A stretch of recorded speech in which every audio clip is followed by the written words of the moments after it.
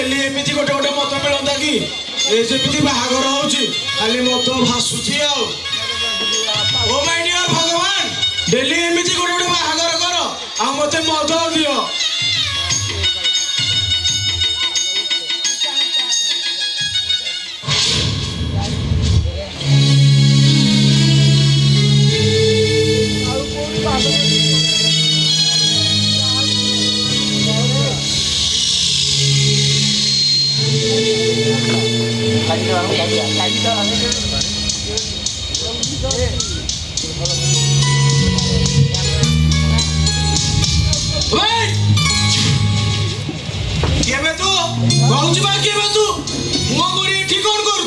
सला भितर तो बाहागर चली तू सला कौन चोरी कर करबे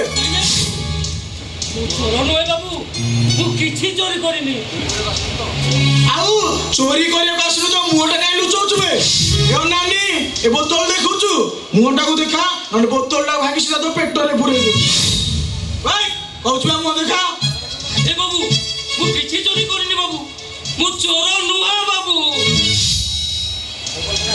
आउ भाई मुह देखा कहछु मुह देखा भाई कहछु मुह देखा नहीं बाबू भाई कहछु देखा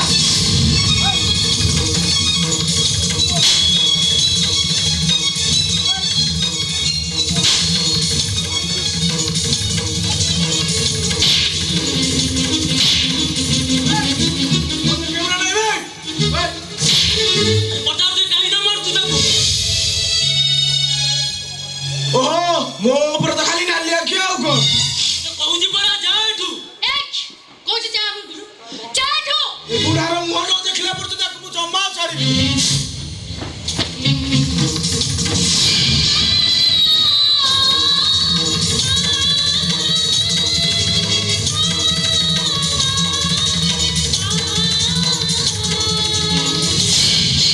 तू 8 दिन हेले देखा नहीं टंका भी देनु निश्चय बुझबी निश्चय बुझबी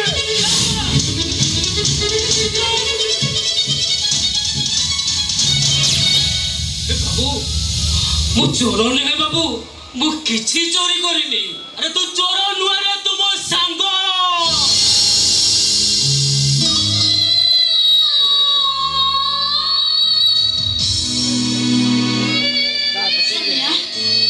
তুমি কোড় চলি যাইতিলো আমি তোমাকে অনেক খুঁজিছু হেলে কোউটি পাইনি কোড় যাইতিলো কইলো अरे तोते सांग बोली डाकिली तो भाई मारो खाई भिखारी साजी भिख मागिली हेले तू मते चिन्हि पारिलुनी कि सांग बोली डाकिलुनी आजी कुआडे आसीचु बाहागर देखिबा को आसीथिली बाबू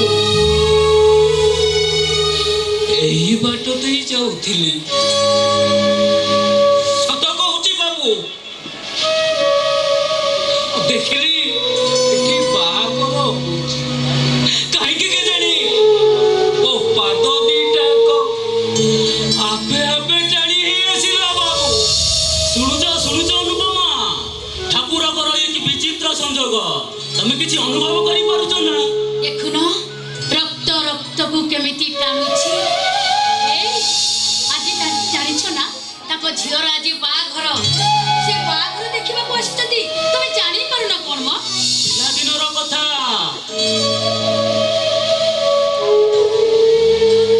उदिने सोनिया को कहिथिली सोनिया रे आमे बड़ हेले समुदी हे जिबा हेले सोनिया कहिला केमिति रे बिसिया तू बड़ लोकर पुओ आ मु मळी मुंडिया हेले पिला दिनर कथा आपे आपे आजि सत होबा को जाउची अनुपमा तारी झियो मो घर को बहु हे आसुची अरे सोनिया आमे सांगरू आजि समुद्र हे गला रे आसिलु समुद्री मिलन करिबा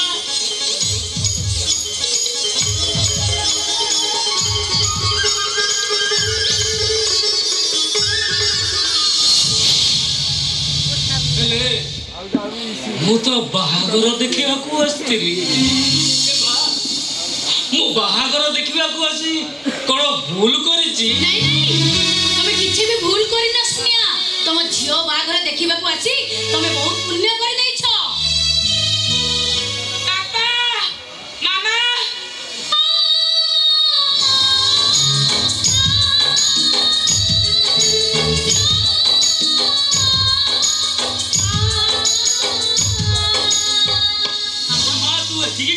ଆସିଲୁ? ଆରେ ମା ତୁ ବେଦିରୁ କାହିଁକି ଉଠି ଆସିଲୁ? ନାନା କହିଲେ ବାହାଘର ସରିଗଲାଣି, ଏଥର ଝିଅ ବିଦାୟ। ଆଉ କହିଲେ ତୁ ଯା ତୋ ବାପା ମାଙ୍କ ଠାରୁ ତୁ ବିଦାୟ ନେଇ ଆସିବୁ। ହେଲେ ବିଚାରା ବାପା ମା ଥିଲେ ସିନା ମୁଁ ତାଙ୍କ ଠାରୁ ବିଦାୟ ନେଇ ଆସିଥାନ୍ତି। ବାପା, ମୁଁ ଆପଣଙ୍କୁ ଗୋଟେ କଥା କହିବି, ଆପଣ ରଖିବେ। ମୁଁ ଆପଣ ଦୁଇ ଜଣଙ୍କୁ ବାପା ମା ସଜେଇ ଆପଣଙ୍କ ଠାରୁ ମୁଁ ବିଦାୟ ନେବି। ଆଉ ତାପରେ ସେ ଘରକୁ ଗଲା ପରେ ଆପଣ ମୋର ଶାଶୁ ଶ୍ୱଶୁର ହେଇ ମୁଁ ଆପଣଙ୍କ ଠାରୁ ପ୍ରଣାମ ଗ୍ରହଣ କରିବି। ଆରେ ମୁଁ ଯଦି କହେ ତୋ ବାପା ଅଛି? ଭଗବାନ ତ ମୋ ସହିତ ପରିହାସ କରିଚାଲିଛନ୍ତି, ଆଉ ଆପଣ କାହିଁକି ମୋ ସହିତ ପରିହାସ କରୁଛନ୍ତି? ପରିହାସ କରୁନୁ ରେ ମା, ତୋ ବାପାକୁ ଦେଖିବୁ ନା?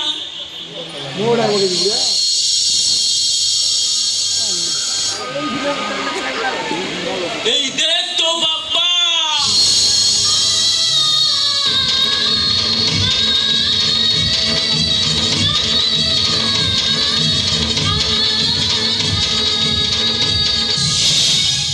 ବାବା, ଇଏ କିଏ? ମାମା ସତ କଥା କୁହନ୍ତୁ, ଇଏ କିଏ? ଆରେ ମା ଧରିନେ ଇଏ ହଉଛନ୍ତି ତୋ ବାପା। ବାବା,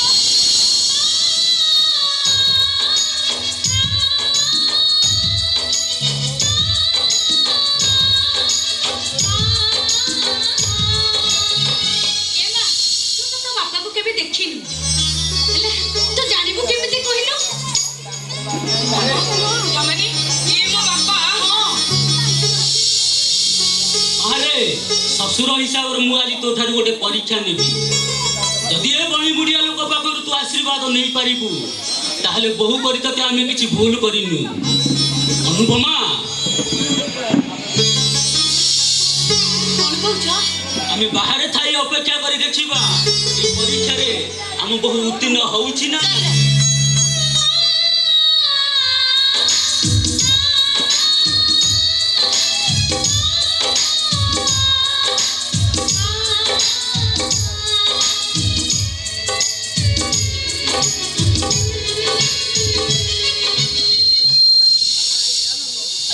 ଆଜି ଏଠି କି ପରୀକ୍ଷା ଦେବାକୁ ପଡୁଛି?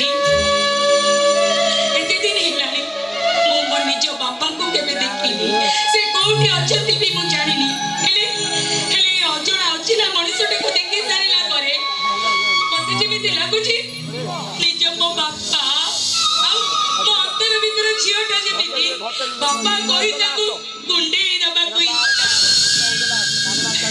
ବାପା, ବାପା କୁଆଡେ ଚାଲିଯାଉଛ?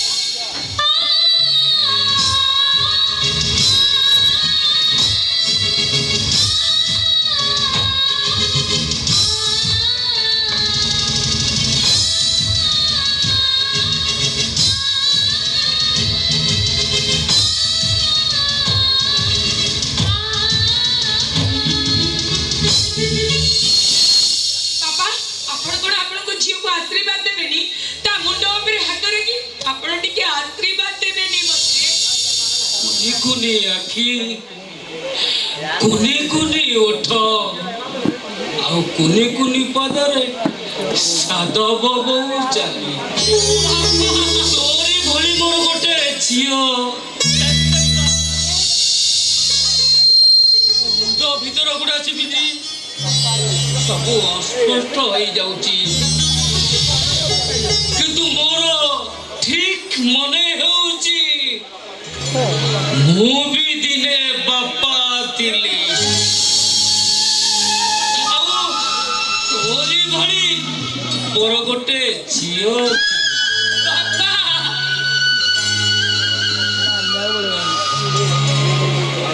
ତୁ କଣ ଏକା ନେଇଯିବୁ? ତୁ କଣ ମତେ କିଛି ଦବୁନି? ଏ ସାନ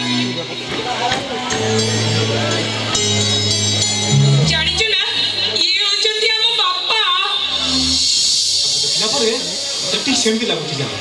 ବାପାକି ଦେଖି ଲାଗୁଥିଲା ମତେ ଯେମିତି ଏ ଆଖି ମୋର ବହୁତ ଆପଣାର। ଲାଗୁଥିଲା ଯେମିତି ବାବୁ ଅନେକ ଥର ବସିଛି। ବାପାକୁ ଦେଖି ଲାଗୁଥିଲା କି ଆମ ବାପା ହୋଇଥାନ୍ତେ କି? ଏ ସାନ ଭାଇ, ତୁ ଏମିତି ପାଗଳଙ୍କ ପରି କଣ ଗପି ଯାଉଛୁ? ଆରେ ତୁ କଣ କହୁଛୁ ଇଏ ଆମ ବାପା ହେଇଥାନ୍ତେ? ଇଏ ପରା ଆମ ବାପା। ମୁଁ କହିଲି ନା କଂସର ଘରଣୀ ପଦ୍ମାବତୀ ରାଣୀ କଲାସେ ଧନ୍ୱନ୍ତରୀ ହେ ଗୋବିନ୍ଦରୀ। ଏତେ ଆଦର ଭଲ ନୁହେଁ ବାବୁ, ଏତେ ଆଦର ଭଲ ନୁହେଁ। ତମେ ମାନେ ଏତେ ଆଦର କରୁଛ ମାନେ ୟା ଭିତରେ ନିଶ୍ଚୟ କିଛି ଅଛି। ମୋ ଥାଳି ଭଲ ତ ମୁଁ ଭଲ। କଂସର ଘରଣୀ ପଦ୍ମାବତୀ ରାଣୀ କଲାସେ ଧନ୍ୱନ୍ତରୀ ହେ ଗୋବିନ୍ଦ ହରି।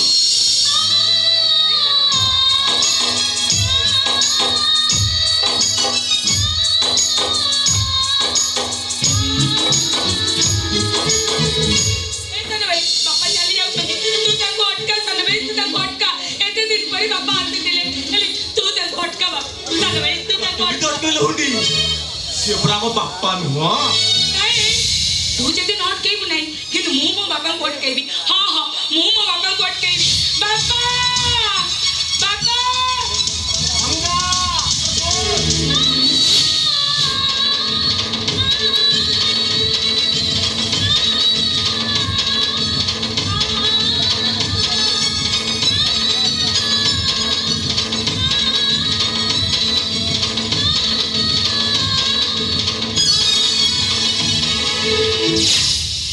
ଏ ଶାମୁକା, ମୁଁ ଏ ବଳ ଦେଖୁଛି ନା ଶାମୁକା, ଜଙ୍ଗଲ ଟୋକା ସାଗର, ମୁଁ ଏ ବଳ ଦେଖୁଛି ରେ ସାଗର। ତାମାନେ ତୁ ବି ବାହା ହେଇ ଯାଇଛୁ। ମୁଁ ଶୁଣିଥିଲି ବଡ଼ ବାବୁ ଘରକୁ ତ ବଡ଼ ବାହାଘର ହଉଛି। କେତେ ଆଶା କରିଥିଲି ଭୋଜି ଖାଇବି ବୋଲି। ହେଲେ ମେମସାବ ମୋତେ ବାହାରକୁ ପଠେଇଦେଲେ। ଆଜି ବୁଝୁଛି ମେମସାବ ମୋତେ କାହିଁକି ବାହାରକୁ ପଠେଇଦେଲେ। କାହିଁକି ରେ ସାଗର, କାହିଁକି ଲୋ ଶାମୁକା, କାହିଁକି ତମେ ଦି ଜଣ ଏତେ ସ୍ୱାର୍ଥପର ହେଇଗଲ? କାହିଁକି ନା ସ୍ୱାର୍ଥପର ନହେଲେ ଆଗକୁ ବଢି ହୁଏ ନା। ସାଗର ତୁଇ କଣ କହିଲୁ ସାଗର? ବଞ୍ଚିବାକୁ ହେଲେ ସ୍ୱାର୍ଥପର ହବାକୁ ପଡ଼ିବ। ସାନ ଭାଇ ଠିକ କଥା କହିଛି। ସ୍ୱାର୍ଥପର ହେଇଗଲେ ତ କଣ ହେଇଗଲା? ତମମାନଙ୍କୁ ନେଇ ମୁଁ ଯୋଉ ସ୍ୱପ୍ନ ଦେଖିଥିଲି। ଓହୋ, ସ୍ୱପ୍ନ ସ୍ୱପ୍ନ ସ୍ୱପ୍ନ ଏମିତି କରି ତମେ ପାଗଳ କରିଦେ ନା କଣ? ବାପା ମା ମରିଗଲା ପରେ ତୁ ଆମକୁ ପାଳି ବସି ବଡ କରୁଛୁ। ଯଦି କହୁଛୁ ତୁ ଆମର ଦୟା କରୁଛୁ, ଠିକ ଅଛି। ଆଉ ଛିଡା ରହିଲୁ କାହିଁକି? ଆମେ ଭାଇ ଭଉଣୀ ଛିଡା ହେଇଛୁ। ଆରେ ମାରିଦେ ଆମକୁ। ସାନ ଭାଇ ଠିକ କହିଛି। ତୋ ସ୍ୱପ୍ନର ଭାରଟା ଏତେ ଭାରି ହେଇଗଲାଣି ଯେ ଆମେ ଅଣ୍ଟା ସଳଖେଇ ଠିଆ ହେଇପାରୁନୁ। ତୁ ଯଦି ଚାହୁଁଛୁ ତାହେଲେ କଣ ଚାହୁଁଛୁ? ଆମେ ଭାଇ ଭଉଣୀ ଦି ଜଣ ଯାକ ମରିଯାଉ ଆମେ। ଆରେ ସ୍ୱପ୍ନ ଦେଖିବାଟା ତମ ପ୍ରତି ଏତେ ଖରାପ ହେଇଗଲା ଯେ ତମେ ଦି ଜଣ ଶେଷରେ ମୋ ସହିତ ବେଇମାନ କରିଦେଲ। ହଁ, ଆମେ ବେଇମାନି କରିଛୁ। ଏଠି ବେଇମାନି କିଏ କରିନି ତୁ କହ? ଏଠି କିଏ କାହାକୁ ପାଳି ବସି ବଡ କରିନି? ଏ ଶୁଣ, ମଣିଷ ଉପରକୁ ଚଢିବାକୁ ହେଲେ ପ୍ରଥମେ ତାକୁ କୋଉଠି ଧାମା ଥାଏ। ଯାହା ସାଥିରେ ସେ ହାତ ରଖି ବାଟ ଚଳିଥାଏ। ଯାହା ହାତ ଧରି ସେ ବାଟ ଦେଲେ ଶିଖିଥାଏ। ତାରି ପେଟକୁ ନାତା ମାରିଥାଏ। ନିଜେ ନ ଖାଇ ତାକୁ ଖାଇବାକୁ ଦେଇଥାଏ। ଦୁନିଆର ନୀତି ଆଉ ବସ୍ତି। ଗୋଟେ କଥା କେବେ ବି ତୁ ଭୁଲିବୁନି, ତୁ ହଉଛୁ ଆମର କଳଙ୍କିତ ଅତୀତ। ତୁ ଆମେ ସ୍ୱପ୍ନ ନୁହଁ, ଗୋଟେ ଭୟଙ୍କର ଦୁଃସ୍ୱପ୍ନ। ଚାଲ ଯିବା।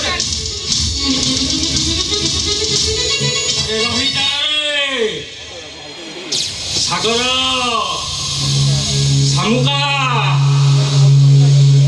ତମର ହୁଏତ ମନ ଅଛି କି ନାହିଁ, ଅନେକ ଥର ମୁଁ ଉପବାସରେ ରହିଛି। ଖାଲି ପେଟରେ ମୁଁ ଟଲି ଟାଣିଛି। ଏଇ ମୁଣ୍ଡରେ ମୁଁ ଇଟା ବୋହିଛି। ପେଟଟା ଖାଲି ଥିଲେ ବି ମୋତେ ଭୋକ ଲାଗିନି ରେ। ଯେତେବେଳେ ଭୋକଟା ମୋ ପାଖକୁ ଆସିଛି ମୁଁ ତାକୁ ବୁଝେଇ ଦେଇଛି। ଭୋକରେ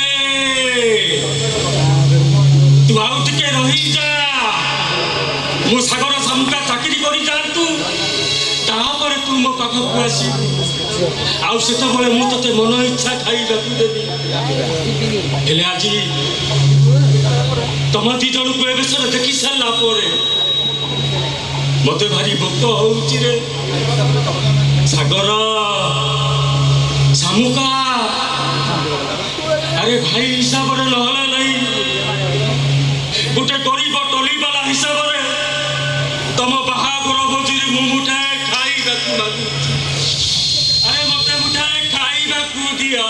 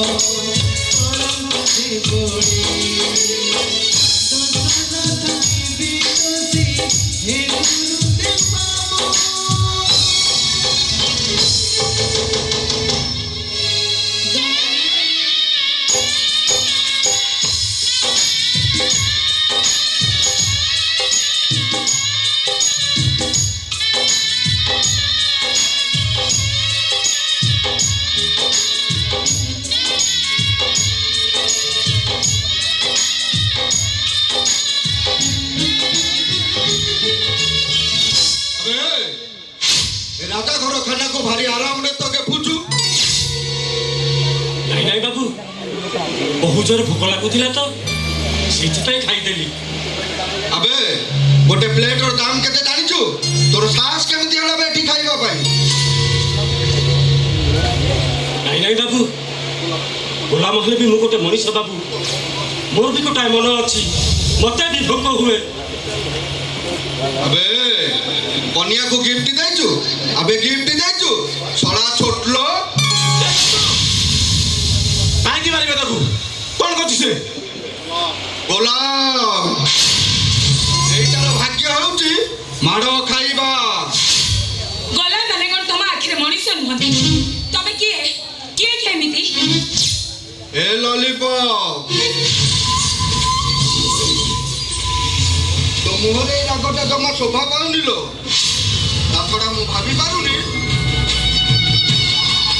গোলামটাকে আড়েলে তম দিটাকে বাঁধি যাଉଛି কাহিঁকি তমে তাকে জানিছ tell me I say tell me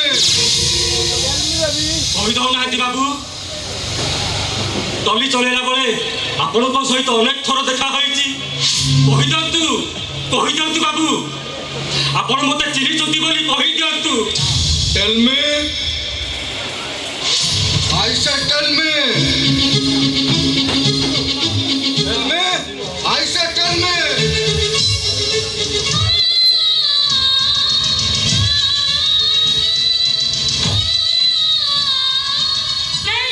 ମୁଁ ଆକୁ ଚିହ୍ନେ ନା କି ଜାଣେ ନା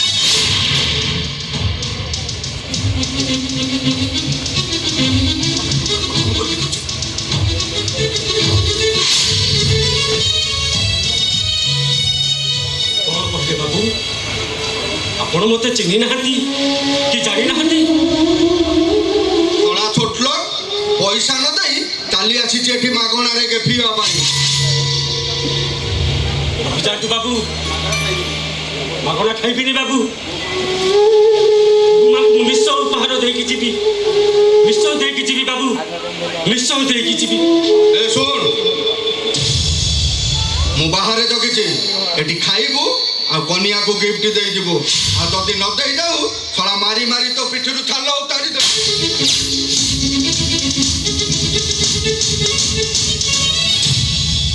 ନିଶ୍ଚୟ ଦେଇକି ଯିବି ବାବୁ କନିଆକୁ ମୁଁ ନିଶ୍ଚୟ ମୁହଁ ଦେଖା ଦେଇକି ଯିବି କାହିଁକି ନା ମୁଁ ଜାଣିନଥିଲି ବଡ଼ ଲୋକଙ୍କ ବାହାଘର ଭୋଜି ଖାଇଲେ କିଛି ଦବାକୁ ପଡ଼ିଥାଏ ବାବୁ ଆପଣଙ୍କର ଯୋଉ ଖାଦ୍ୟ ଖାଇଛି ତାର ତ ମୂଲ୍ୟ ଦେଇପାରିବିନି ବାବୁ ହେଲେ ମୋ ପାଖରେ କିଛି ପଇସା ଅଛି ବାବୁ ଜାଣିଛନ୍ତି ବାବୁ ଯୋଉଟାକି ମୋ ଜୀବନର ସବୁଠାରୁ ମୂଲ୍ୟବାନ ସମ୍ପଦ ଜାଣିଛନ୍ତି ବାବୁ ପଇସା ମୋ ପାଖକୁ କେମିତି ଆସିଥିଲା? ମୋ ସାନ ଭାଇ ଭଉଣୀ ଦିଟା ମୋ ଉପରେ ବିଶ୍ୱାସ ଭରସା ନ କରି କାମ କରିବାକୁ ଯାଇଥିଲେ। ଆଉ ସେମାନେ କାମ କରି ଯୋଉ ପଇସା ରୋଜଗାର କରିଥିଲେ ସେମାନେ ମୋ ହାତରେ ଟେକି ଦେଇଥିଲେ। ଆଉ ମତେ କହିଥିଲେ ଗଛରୁ ନୂଆ କରି ଫଳଟେ ପଡ଼ିଲେ ପ୍ରଥମେ ସେ ଫଳଟା ବଡ଼ ଠାକୁରଙ୍କ ପାଖରେ ଅର୍ପଣ କରାଯାଏ। ପ୍ରଥମେ ଈଶ୍ୱର ଦେବତାଙ୍କ ପାଖରେ ଲାଗି କରାଯାଏ। ତୁ ହଉଛୁ ଆମ ହୃଦୟର ଇଶାଣର ଦେବତା ଲୋ ଭାଇ। ତୁ ଆମ ବଡ଼ ଭାଇ ନୁହେଁ, ତୁ ଆମ ବଡ଼ ଠାକୁର। ଆମ ନିଜର ତ ପ୍ରଥମ ରୋଜଗାରକୁ ତୁ ବଡ଼ ଠାକୁର ଭାବି ହାତ ବଢ଼େଇ ନେ ଭାଇ। ଦିନଠାରୁ ବାବୁ ସେଇ ଦିନଠାରୁ ସେ ପଇସାକୁ ମୁଁ ଜଗନ୍ନାଥଙ୍କ ମହାପ୍ରସାଦ ଭଳି ସାଇତି ରଖିଛି। ଆଜି ଆପଣଙ୍କର ବାହାଘର ଭୋଜି ଖାଇ ମୁଁ ଯୋଉ ଭୁଲ କରିଛି, ମୁଁ ଯୋଉ ପାପ କରିଛି, ସେ ପ୍ରାଶ୍ଚିତ କରିବା ପାଇଁ ସେ ପଇସାକୁ ଆପଣଙ୍କୁ ଦେଇ ଯାଉଛି ବାବୁ। ଏସବୁ ଗ୍ରହଣ କରି ମତେ ମୁକ୍ତି ଦିଅନ୍ତୁ ବାବୁ, ମତେ ମୁକ୍ତି ଦିଅନ୍ତୁ।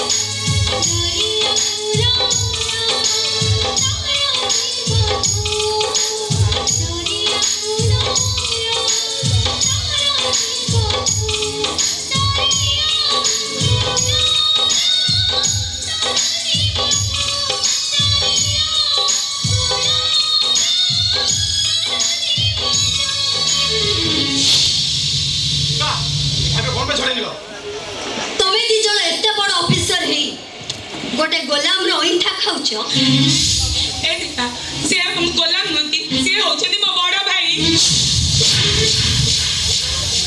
ଦୀପା ଅଛି ମୋ ବଡ଼ ଠାକୁର ମହାପ୍ରସାଦ।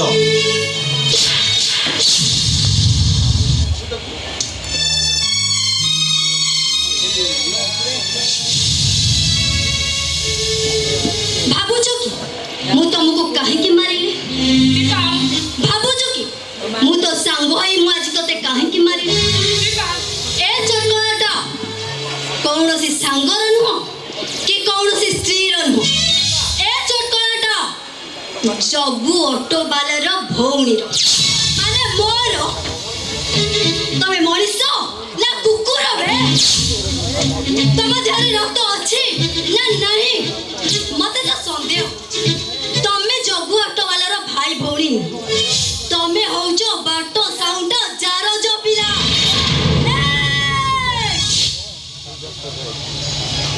চুপ, একদম চুপ। পাটি খোলিবা তো ଆଉ ହାତରେ ମାରିବ, ଜୋତା ଖୋଲି ସେକି ଦେଇଛି। ଆଲୋ ଏ ବୁଢ଼ା, କଲେକ୍ଟର ହେଲା ପରେ ତୁ ଏତେ ଜଲ୍ଦି ବଦଳି ଗଲୁ? ଏତେ ଜଲ୍ଦି ତୋ ରଙ୍ଗଟାକୁ ତୁ ବଦଳେଇ ଦେଲୁ? ଆଉ ତମେ ମିଷ୍ଟର ଏସପି, ତମ ଭଳି ଅବିଶ୍ୱାସୀକୁ ବିବାହ କରି ମୁଁ ନିଜକୁ ଧିକ୍କାର ମନେ କରୁଛି। ତମେ ଦି ଜଣ ଭାଇ ଭଉଣୀ ନାଁରେ କଳଙ୍କ। ଆଉ ତମ ହାତ ବାଜିଲେ ମୋ ଜଗା ଭାଇ ଛାଡ଼ି ଯାଇଥିବା ମହାପ୍ରସାଦର ନିନ୍ଦା।